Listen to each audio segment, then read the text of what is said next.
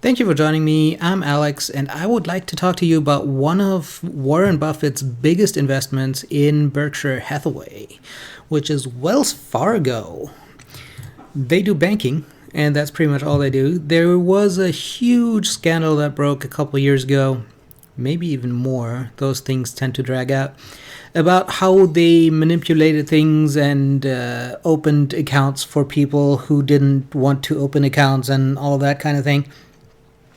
And that has kind of blown over, and people got fired, things were changed, and things are managed differently now. So, with Warren Buffett or Berkshire Hathaway as one of the biggest investors of Wells Fargo, I think that they cannot really afford to have another scandal like that. And Warren Buffett tends to structure bonuses differently than most companies. So I would assume that he pressured them to actually change the bonus structure to things that are better for the company, that are better for the employees, and just overall lead to less abuse. So we have a price currently of $49, which is a market cap of $216 billion, so it's not a small bank, and a PE of slightly over 10. The dividend yield is about 4% right now, with a payout ratio of 36%, which is pretty amazing.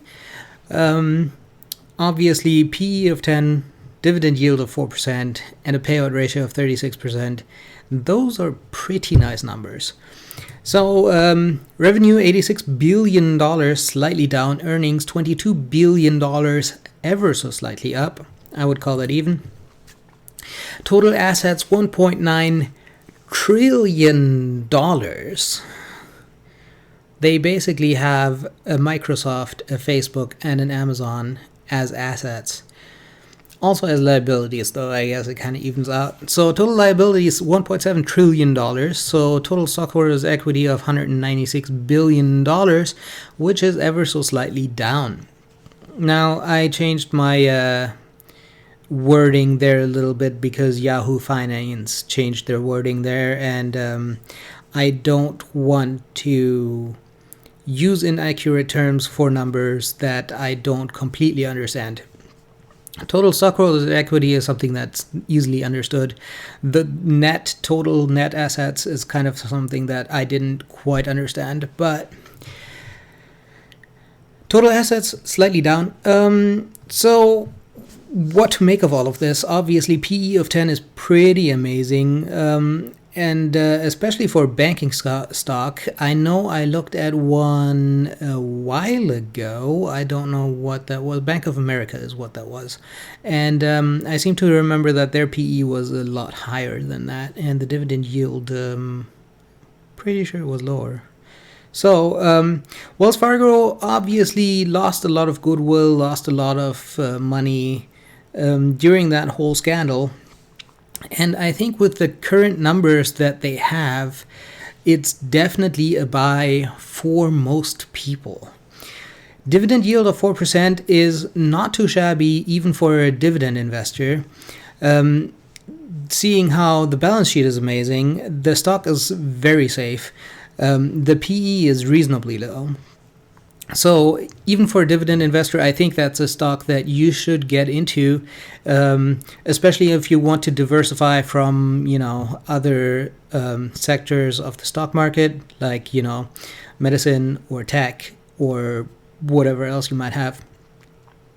For a growth investor, definitely not the stock for you, quite obviously, because if you're already this big, it's hard to grow much faster, and obviously banks have a lot of regulation that dictates what they can and cannot do with their money. So I don't think that a bank will ever really grow really fast.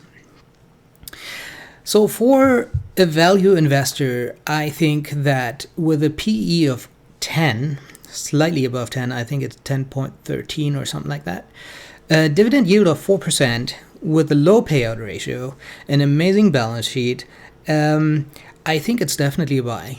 And I don't just say that like kind of as a diversify thing, I think that for any reasonable value investor, I think this is a buy pretty much all the time.